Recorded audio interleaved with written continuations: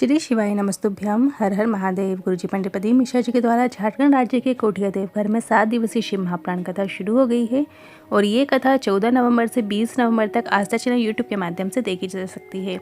आज 6वें दिन की कथा पूर्ण हो चुकी है और आज की कथा में गुरुजी ने जो उपाय बताए हैं, जानकारियाँ दी हैं, सभी की जानकारी आपको इसी वीडियो के माध्यम से प्राप्त होने वाली है। गुरुजी ने बताए हैं कि शमी पत्र के नीचे की मिट्टी वाला एक उपाय की जानकारी दी है। दूसरा 5 बेलपत्र वाले एक नया रोग मुक्ति उपाय की जानकारी दी है। आंकड़े का जो पुष्प होता है, वृक्ष होता है, उससे भी जुड़े एक बिल्कुल नए उपाय की जानकारी दी है। पैसों की तंगी तुरंत दूर करने वाला उपाय और जीवन में सिर्फ कष्ट यदि चल रहा है तो क्या करें, ये आज की कथा में गुरुजी ने बताए हैं। किसी कारणवश यदि आपने आज की कथा नहीं सुन पाए हैं तो पूरी कथा का दस्तत्व आपकी छोटी सी वीडियो से प्राप्त होने वाला है। तो बढ़ते हैं आज की कथा की पहली जानकारी की ओर। गुरुजी ने कहा, अगर आप अपने जीवन में बहुत अधिक मेहनत करते हैं, बहुत अधिक प्रयास लक्ष्य प्राप्ति के लिए करते हैं तो आपको सफलता निश्चित प्राप्त होती है। और कई लोग ऐसा करने की जगह विवाद में लगे रहते हैं। बढ़ते हैं आज की कथा की दूसरी जानकारी की ओर। गुरुजी ने कहा, जब लगे में दवाइयाँ भी खा रही हूँ और दवाइयाँ कार्य नहीं कर रही हैं तो आपको 5 बेलपत्र शिवलिंग पे अर्पित करना शुरू करना है और कुंदकेश्वर महादेव का नाम लेकर जल शिवलिंग पे अर्पित कर देना है। भगवान से रोग मुक्ति की प्रार्थना करते हुए एक बेलपत्र और शिव पर चढ़ा हुआ जल प्राप्त करके ले आना है।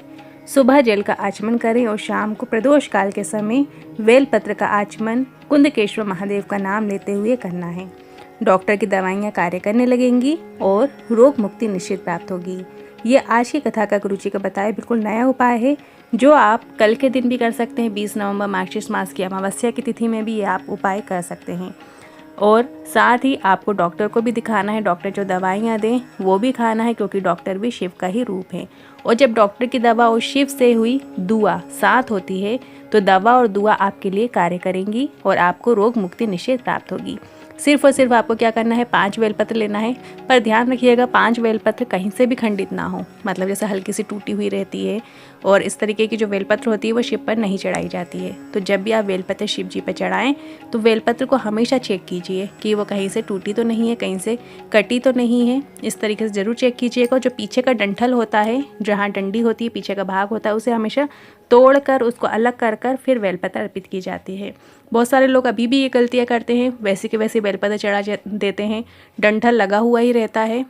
आप शिव जी पर जब 5 बेलपत्र चढ़ाएं और एक कलश जल कुंदकेश्वर महादेव का नाम रोग मुक्ति के लिए चढ़ाएं और जब जलाधारी से जो जल है उसको थोड़ा सा झेल लीजिए और एक बेलपत्र बाबा से निवेदन करते हुए उठा लेना है। और सुबह के समय जब आप जल चढ़ाएंगे तो वही जल का आचमन आपको कुंदकेश्वर महादेव का नाम लेते हुए कर लेना है। और शाम के समय प्रदोष काल में जब सूर्य अस्त हो रहा होता है, हल्का उजाला हल्का अंधेरा रहता है, उस बीच में उस बेलपत्र का आपको कुंदकेश्वर महादेव का नाम लेते हुए उनका स्मरण करते हुए आचमन करना है। हमेशा जब भी आप बेलपत्र का आचमन करें तो उसे सीधी नहीं खाते, लेफ्ट साइड वाली पत्ती पहले खाइए, फिर राइट वाली, फिर बीच वाली पत्ती। इस तरीके से आपको बेलपत्र खाना होती है। बढ़ते हैं आज की कथा की तीसरी जानकारी की ओर। तुम्हारी कितनी ही बीमारी हो, कष्ट हो, गुरुजी ने कहा, दुख हो, जीवन में परेशानियां हो और तुमने एक लोटा जल शिवलिंग पर चढ़ाना नहीं छूटा, तुम्हारा मतलब तुम चढ़ाते ही जा रहे हो, तुम्हारा जल छूट ही नहीं रहा है, फिर भी परेशानियां चल रही हैं और जल नहीं छूट रहा है, तो एक बात तय है, पिछले जन्म के जितने भी गलत कर्म हैं वो भी इसी जन्म में जल चढ़ाने से कटना शुरू हो जाएंगे और जीवन में आपको सुख की प्राप्ति निश्चित ही होगी। देर लगेगी पर आपको सुख की प्राप्ति निश्चित होगी। बढ़ते हैं आज की कथा की चौथी जानकारी की ओर। एक होता है शमी और एक होता है मंदार या हम आंकड़ा भी कहते हैं, आग का फूल भी कहते हैं, आग का पुष्प भी कहते हैं, आग का जो पौधा होता है। 12 महीने शिवरात्रि आती है और प्रदोष भी आती है। अब आप इसका नियम धारण करना शुरू करें। एक नियम बना लें। आप चाहो तो शिवरात्रि का नियम बना लें या आप चाहो तो प्रदोष का नियम बना ले सकते हैं या नियम धारण कर सकते हैं। महीने में 2 प्रदोष आती है, एक शुक्ल पक्ष की प्रदोष आती है और एक कृष्ण पक्ष की प्रदोष आती है और शिवरात्रि महीने में एक ही बार आती है। आपको थोड़ी सी मिट्टी शमी के नीचे, थोड़ी सी मिट्टी मंदार के नीचे की लेकर आ जाना है। मतलब जहाँ शमी का पौधा है, शमी का वृक्ष है, वहाँ की थोड़ी सी मिट्टी ले लेना है और जहाँ मंदार का वृक्ष लगा होता है, मंदार का पौधा लगा होता है, तो वहाँ की भी आपको थोड़ी सी मिट्टी लेना है और फिर उन दोनों को मिलाकर पार्थिव शिवलिंग का निर्माण करना है। दोनों पौधे या दोनों वृक्ष की मिट्टी जब आप घर पर लेकर आएंगे तो आपको घर पे ही पार्थिव शिवलिंग का निर्माण करना है। एक प्लेट में बेलपत्र रखते हुए आपको दोनों मिट्टी का मिलाते हुए पार्थिव शिवलिंग का निर्माण कर लीजिएगा।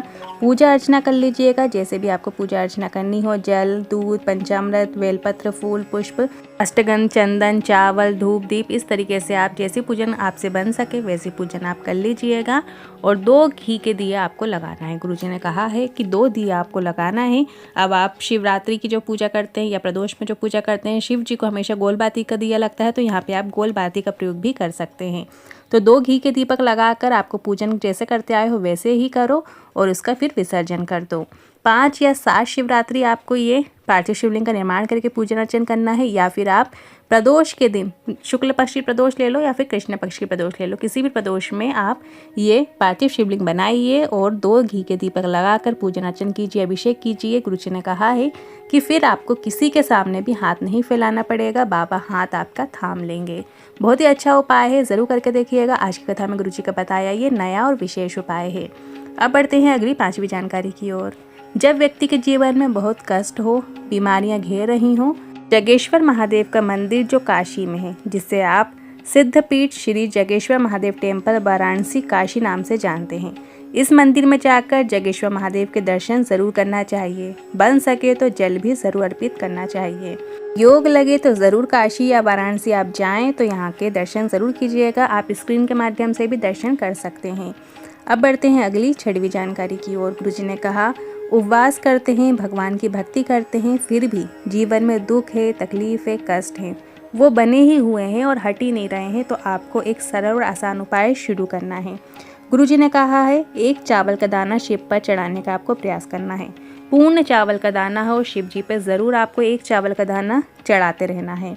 या फिर 1 पुष्प की पंखुड़ी का नियम बना लीजिए कि मैं रोज़ शिवलिंग पे 1 पुष्प की पंखुड़ी अर्पित करूँगा या करूँगी। या फिर आप एक शमी का जो पत्र होता है वो भी आप शिवलिंग के ऊपर अर्पित कर सकते हैं। शिव उसे स्वीकार निश्चित ही करते हैं। किसी भी एक चीज़ का इनमें से नियम धारण करें कि मैं रोज़ शिवलिंग पे 1 चावल का दाना अर्पित करूं, या फिर 1 शमी पत्र अर्पित करूं, या 1 पुष्प की पंखुड़ी श्री शिवाय नमस्तुभ्यम या पंचाक्षर मंत्र या षडाक्षर मंत्र बोलते हुए ज़रूर शिवलिंग के ऊपर अर्पित करना प्रारंभ कर दो। जीवन में कितना भी कष्ट क्यों ना चल रहा हो, तकलीफ क्यों ना चल रही हो, बाबा हाथ थाम ही लेंगे। और साथ साथ आपको शिव जी का जो नाम जाप है वो भी आपको करना चाहिए। आप भले जो भी काम कर रहे हैं, चाहे रसोई घर में काम कर रहे हैं या ऑफिस में कार्य कर रहे हैं, तो आपका नाम जाप चलना चाहिए। शिव जी का नाम श्री शिवाय नमस्तुभ्यम मंत्र स्मरण करते रहना चाहिए। अंदर ही अंदर मन ही मन आपका स्मरण चलता रहना चाहिए। उससे भी जो है आपका जीवन मंगल होगा और जीवन की जो समस्याएं हैं वो भी धीरे धीरे हटती चली जाएंगी। साथ साथ 1 लोटा जल चढ़ाइए। रोज रोज भी जल नहीं चढ़ा सकते हैं तो एक हफ्ते में 1 दिन बनाइए कि मैं सोमवार के दिन ज़रूर मंदिर जाऊंगा या जाऊंगी, या फिर शाम के समय एक नियम बना लीजिए कि सोमवार के दिन मुझे दीप दान करना ही करना है, या बेलपत्ती के वृक्ष के नीचे जाकर थोड़ी देर के लिए बैठना है। इस तरीके से ये नियम भी अपने जीवन में लागू करते जाइए। साथ साथ गुरुजी के बताए उपाय कीजिए, आपका जीवन जरूर मधुरमय होगा। भगवान की शरण में चले जाते हैं तो हमारी सारी दुख परेशानियां सब भगवान के हाथ में ही होती हैं, फिर हमें कुछ सोचना नहीं पड़ता। आज के उपाय से जुड़े मन में कोई सवाल या क्वेश्चन है तो कमेंट के जरिए पूछ सकते हैं। वीडियो थोड़ा भी उपयोगी लगा हो तो वीडियो को लाइक करके कमेंट बॉक्स में हर हर महादेव जरूर टाइप कीजिएगा।